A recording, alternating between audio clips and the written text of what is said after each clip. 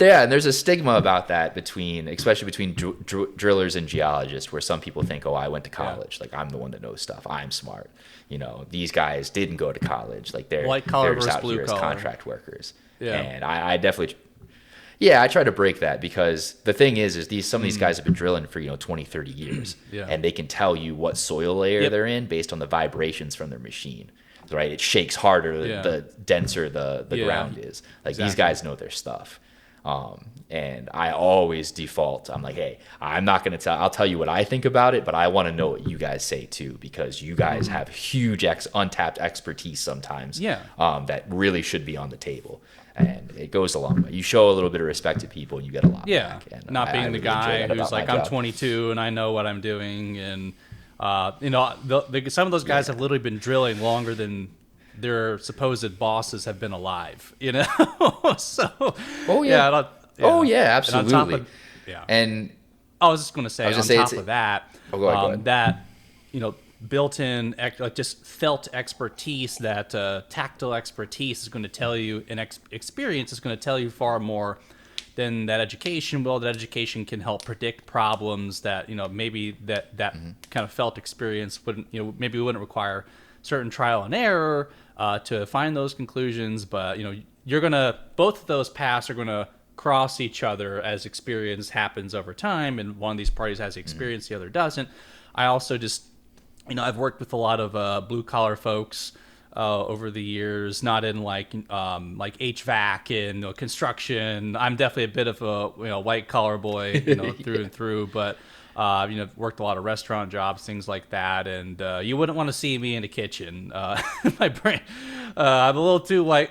Yeah, yeah. Right. I look really It's a different stupid animal in the kitchen, entirely. I'm not gonna lie.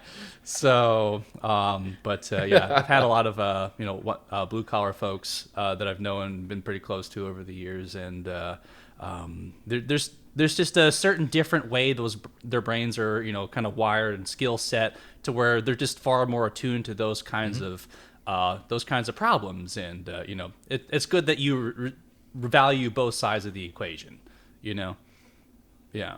Oh, definitely. Oh, definitely. Because that's the thing too, is drilling is one of those trades, sort of like like plumbing or electrician work, where everybody, as we went through high school, told us, oh, you got to go to college, you got to get a degree, right? You got to go Thank get your God it's bachelor's. starting you to won't, you finally won't make it fall without off. it. And so there's a real there's a real shortage. The gap between the generations that have been drilling all over the country for decades and decades, they're getting in their mid to late 60s. They're getting ready to retire, and so a lot of the young guys are between like 22 and 30, and there's hardly anybody in between. So there's definitely an issue where they're trying the trade is trying to get people in there now. For these young guns that can learn from the veterans before they retire, Yeah. or else the knowledge is just going to get Yeah. lost.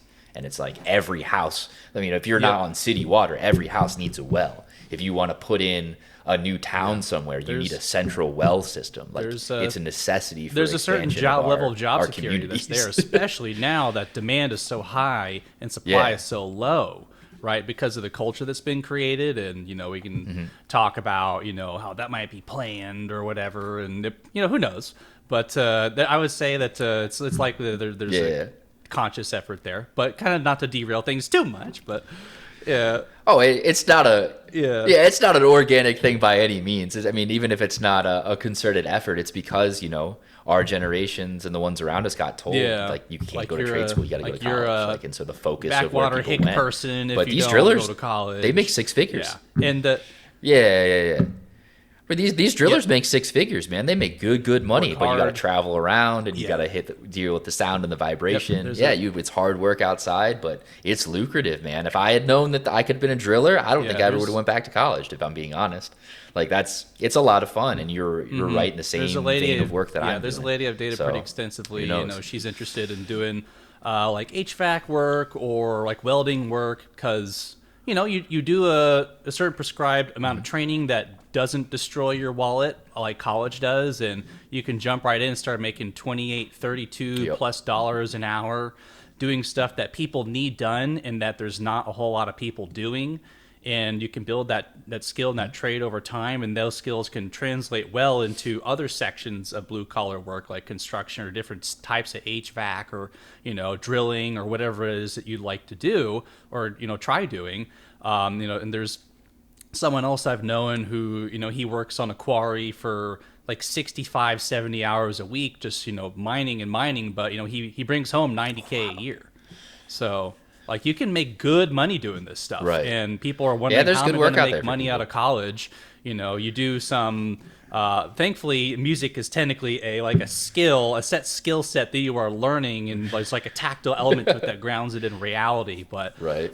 When you're working with just some abstract historical studies or something like that, or of course like gender studies or whatever, what happens is you're studying something that has barely any direct practical utility to the world, and so you're literally depending on a system that with associate professorships where you're patching together multiple part-time jobs that have no health insurance or other benefits, right? Whereas instead of paying sometimes over six plus digits just to start work, you could literally pay for maybe 5 digits, sometimes 3 digits, to get a skill set over a couple of months that you'll be able to start paying hard bills with 60 70K plus right away. So, and these are jobs that the whole economy and the stability of especially real estate, let alone whether that's residential or professional with businesses or or just surveying land, like these are going to be positions that we will need forever. So like they're not going away. So there's a lot of job security there. It's just reputation that is getting in the way. So yeah, it's a driving force, and like social stigma towards it, and just the ideas of people, which I do think is changing. I think a lot of people don't really care how you make money or what the thing is. I think the focus is moving more towards how you live your life outside of what you do to sort of make it and pay your bills, which is a nice change of pace. I never really liked the idea that like you're defined by your job, right? What you do for a living is your value as a person, because there's so much. And what you do is just kind of like an extended hobby of sorts. If you have like a grand purpose you want for where you want to go, like you don't have to be that kind of person, but maybe you just want to help out your local community. Maybe you just think this thing is interesting and it pays the bills, and you want to do a good job at it.